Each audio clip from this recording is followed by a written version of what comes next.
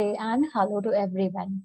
तो आज मैं आपको बताने वाली हूँ part 3 of the chapter 9 of 12th biology, that is strategies and enhancement in food production. तो चलिए देखते हैं तीसरे पार्ट में हम क्या सीखने वाले हैं। तो जैसे कि हमने पिछले दो पार्ट्स में कवर किया है कि एनिमल हस्बेंड्री और पोल्ट्री फार्मिंग क्या होते हैं और उनके कुछ एडवांटेजेस, तो तीसरे पार्ट में हम ये देखने वाले हैं कि फिशरीज क्या होती है।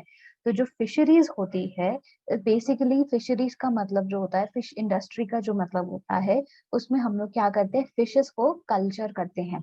फिशेस फिशेस को कल्चर करने का मतलब उनके रियर करना, उनकी देखभाल करना, उनकी डिफरेंट डिफरेंट वेराइटीज को आपस में ब्रीड करवाना, ताकि हम उनको बेच के उनसे पैसे कमा सकते हैं। उसको बोलते हैं फिश कल्चर। तो उसके पहले हम दो सिंपल टर्म्स पढ़ने की कोशिश करते हैं। जैसे कि आप यहाँ पे देख सक रहे हैं, ब्लू रेवोल्यूशन। आपने शायद लोअर क्लासेस में 9th या 10th स्टैंडर्ड में ये पढ़ा होगा कि व्हाइट रेवोल्यूशन क्या होता है। जो व्हाइट रेवोल्यूशन होता है, वो मिल्क प्रोडक्शन को इंक्रीज करने के लिए एक रेवोल्यूशन किया गया था। और ग्रीन रेवोल्यूशन जो था, वो जब हम वीट, राइस और उसके जैसे बहुत सारे क्रॉप्स की जो प्रोडक्शन थी उसको इंक्रीज करने के लिए किया गया था। The same way blue revolution भी किया गया था, ताकि हम फिशेस का जो प्रोडक्शन है उसको इंक्रीज कर सकें। एंड ब्लू रेवोल्यूशन की एक ये एम थी कि इसमें ना सिर्फ फिशेस का प्रोडक्शन बढ़े, बल्कि बहुत ज्यादा अलग अलग प्रकार के एक्वाटिक एनिमल्स का भी प्रोडक्शन बढ़ाया जा सके। इसके लिए हम लोगों ने ब्लू ब्लू रेवोल्यूशन किया था। इसके अलावा दो टर्म्स और हैं, that is aquaculture and pisciculture. तो पहले एक्वाकल्चर देखते हैं। एक्वाकल्चर का सिंपल मतलब ये होता है कि हम जो एक्वाटिक फ्लोरा और फौना होते हैं उसका रियरिंग एंड ब्रीडिंग करते हैं। अब ये एक्वाटिक फ्लोरा क्या होता है? फ्लोरा का मतलब जानवर बोल सकते हैं, जैसे मछलियां हैं, मोलस्कन्स हैं, क्रस्टेशियंस हैं, प्रॉन्स हैं। और फौना का मतलब प्लांट्स। बहुत सारे एक्वाटिक प्लांट्स हैं, फंगाई हैं, एल्गे हैं। तो इन सबको आपस में ब्रीड कराना और उनकी रियरिंग करना यानी कि देखभाल करना और उनको कल्टीवेट कराना फॉर कमर्शियल यूज, ताकि हम उनकी प्रोडक्शन करके पैसे कमा सके उनको बेच के। तो एक्वाकल्चर कहाँ किया जाता है? एक्वाकल्चर जो होता है वो दो जगहों पे किया जाता है। एक एक्सटेंसिव एक्वाकल्चर और एक होता है इंटेंसिव एक्वाकल्चर। तो जो एक्सटेंसिव एक्वाकल्चर की बात है, तो एक्सटेंसिव एक्वाकल्चर का मतलब होता है कहीं बाहर एक्वाकल्चर करना। बाहर का मतलब बड़े बड़े तालाब हो गए, ओशंस हो गए, लेक्स हो गई, रिवर्स हो गई। एंड इंटेंसिव एक्वाकल्चर यानी कि स्मॉल स्केल प्रोडक्शन, एक छोटी स्केल, जैसे कुछ पॉन्ड्स हो गई, टैंक्स हो गई, कुछ छोटी जगह, वहां पे हम कुछ मछलियों को उधर डाल के उनको कल्टिवेट करते हैं। आपने बहुत बार देखा होगा या सुना भी होगा, जैसे गप्पी है या बहुत सारी छोटी छोटी मछलियां हैं, उनका इंटेंसिव एक्वाकल्चर, उन्हें छोटे छोटे पॉन्ड्स में रखा जाता है, टैंक्स में रखा जाता है, ताकि वो उसमें जो छोटे छोटे इंसेक्ट्स होते हैं उनको वो खा सके। तो इंसेक्ट्स की प्रोडक्शन कम करने के लिए हम ये मछलियों का कल्टीवेशन करते हैं। इसके अलावा जो दूसरा टर्म है उसको बोलते हैं पिसीकल्चर। तो पिसीकल्चर का मतलब होता है, it is the fish farming to get edible fish and fish products. तो पिसीकल्चर का बहुत सिंपल मतलब होता है कि फिश की फार्मिंग करना, फिश को बढ़ाना, ताकि हम उसमें से उसके अलग अलग प्रोडक्ट्स बना सकें और बहुत सारी ऐसी मछलियां बना सके जो हम खा सके, कंज्यूम कर सकें। तो पिसीकल्चर होता है दो प्रकार का। एक होता है पॉलीकल्चर, एक होता है मोनोकल्चर। तो पॉली का मतलब मैनी। तो मैनी का जब मतलब आता है, तो बहुत सारी अलग अलग डिफरेंट डिफरेंट प्रकार की मछलियों को हम अलग अलग ब्रीड्स को आपस में मेल करते हैं, आपस में ब्रीड करवाते हैं और उन्हें एक जगह छोड़ देते हैं, ताकि हमें जो फिश का प्रोडक्ट्स मिले और फिशेस मिले वो बहुत ज्यादा वैरायटी की हो। और मोनोकल्चर की बात करूं, तो मोनोकल्चर में एक ही प्रकार की फिशेस को एक पॉन्ड में या टैंक में छोड़ दिया जाता है, ताकि उनमें से हमें डिफरेंट प्रोडक्ट्स मिले, लेकिन एक ही टाइप का प्रोडक्ट मिलेगा, क्योंकि वो मछली भी एक ही प्रकार की है। तो जब भी ऐसे कुछ फिश ऑयल या फिश में से कोई मेडिसिन बनानी होती है, लेकिन वो एक पर्टिकुलर फिश ही अच्छी होती है, तो उसका मोनोकल्चर किया जाता है, यानी कि एक ही मछली को बहुत ज्यादा क्वांटिटी में ग्रो किया जाता है। तो चलते हैं नेक्स्ट टॉपिक पे, जो कि है फिशरी फिशिंग या फिश कल्टीवेशन। तो फिश कल्टीवेशन का बेसिक डेफिनेशन क्या है? It is an industry devoted to the catching, processing और सेलिंग ऑफ फिश और अदर एक्वाटिक एनिमल्स। तो बेसिकली फिश कल्टीवेशन में 3 टर्म्स इंपॉर्टेंट है कि हम मछलियों को पकड़ना है, उनको प्रोसेसिंग करना है। सीधी सी बात है, सीधा हम पानी में से निकाल के मछलियों को खा या बेच तो नहीं सकते, उनको प्रोसेस तो करना पड़ेगा, उनको साफ तो करना पड़ेगा, उसके बाद ही हम उसको बेच सकते हैं। तो उसको बेचने के बाद हमको जो पैसे मिलेंगे उससे हम अपना बिजनेस ग्रो कर सकते हैं। तो फिश कल्टीवेशन में सिर्फ मछलियां ही नहीं आती है, अदर एक्वाटिक एनिमल्स का भी कैचिंग, प्रोसेसिंग और सेलिंग होता है। अब आपने बहुत बार ये अपने घरों में नाम सुने होंगे, फ्रेश वाटर फिशेस और मरीन वाटर फिशेस। जैसे कि फ्रेश वाटर फिशेस के 3 मेन एग्जांपल्स हैं जो एग्जाम में पूछे जाते हैं। इनका नाम है कटला, रोहू, कॉमन, क्रैब।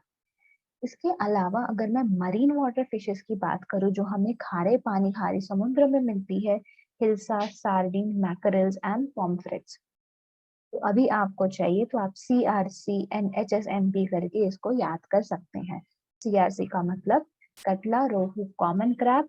HSMP का मतलब hilsa, sardine, mackerel and pomfret. अब जो इंडिया है वो पूरे वर्ल्ड में 6th रैंक पर है, यानी कि 6th पोजीशन पे है। किसमें? इन सी फूड प्रोडक्शन में। तो इसका मतलब हम लोग के देश में इतना पानी होने की वजह से हम लोग अलग अलग प्रकार की मछलियां हैं वो बहुत ज्यादा क्वांटिटी में ग्रो कर सकते हैं। इसके अलावा हमें ये चीज देखनी है कि फिश कल्टीवेशन किया क्यों जाता है। सीधी सी बात है, उनका फिशेस का कुछ तो इम्पोर्टेंस होगा, तभी तो हम ये इतना ज्यादा क्वांटिटी में कर रहे हैं, तभी तो इंडिया 6ठी रैंक पर है इस चीज में।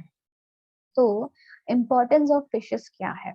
सबसे पहला इम्पोर्टेंट जो मेन एडवांटेज है फिशेस का वो है कि हम फिशेस को फूड करके, यानी कि उनको खाने में इस्तेमाल कर सकते हैं।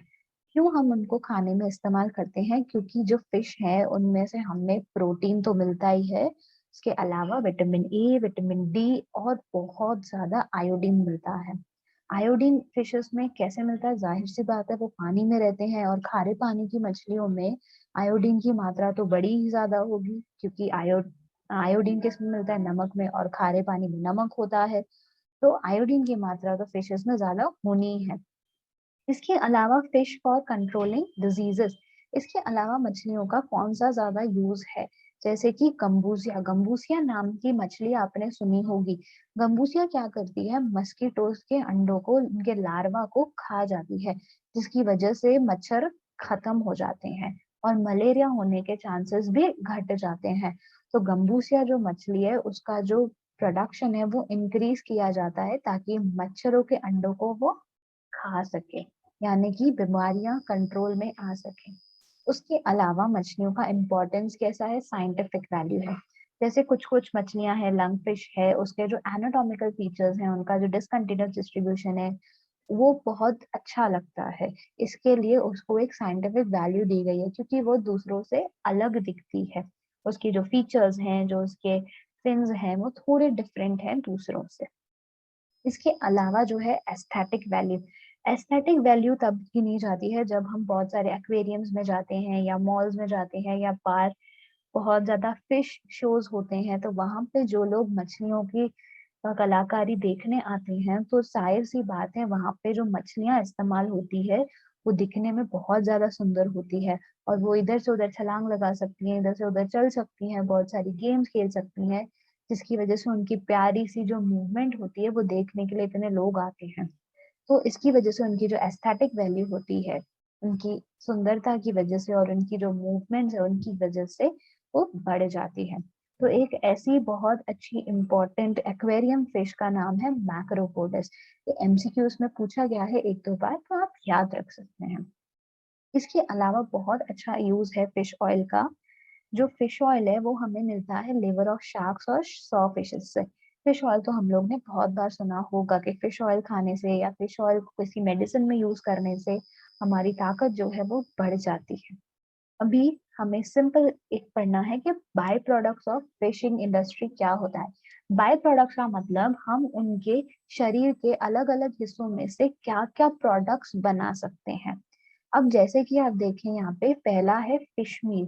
तो जो फिश मील होता है वो बनता है फिशेस के वेस्ट प्रोडक्ट्स में से। तो फिशेस अपना वेस्ट बाहर छोड़ती हैं, उस वेस्ट को निकाल के मिक्स करके उसमें से फिश मील बनाया जाता है।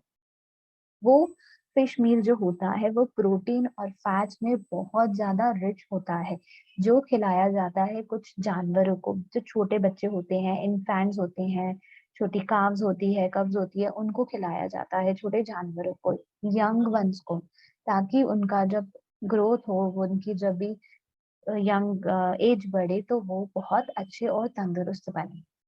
और नेक्स्ट है फिश प्रोटीन। जैसे कि हमने देखा कि फिशेस में से हमको प्रोटीन तो मिलता ही है, फिशेस का फ्लैश खाएंगे तो उसमें से हमको प्रोटीन मिलना ही है और अच्छे क्वालिटी के फैट्स भी मिलेंगे।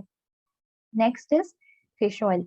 फिश ऑयल हम लोग ने जैसे कि ऊपर पढ़ा है लिवर ऑफ शार्क्स और सॉ फिशेस, और बहुत बार हम लोग को फिश डिफरेंट डिफरेंट फिशेस में से ऑयल मिलता है जो हम अपने डे टू डे लाइफ में इस्तेमाल करेंगे।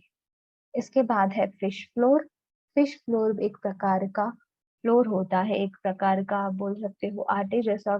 फिशेस में से उनकी स्किन में से बनाया जाता है, उनके डिफरेंट डिफरेंट बोन्स को मिला के, उनके पार्ट्स को मिला के एक फ्लोर बनाया जाता है, जो अगर हम लोग कंज्यूम करते हैं या हम लोग किसी मेडिसिन वगैरह में या किसी प्रोडक्ट में डालते हैं तो वो उसकी न्यूट्रिशन की मात्रा बढ़ा देता है।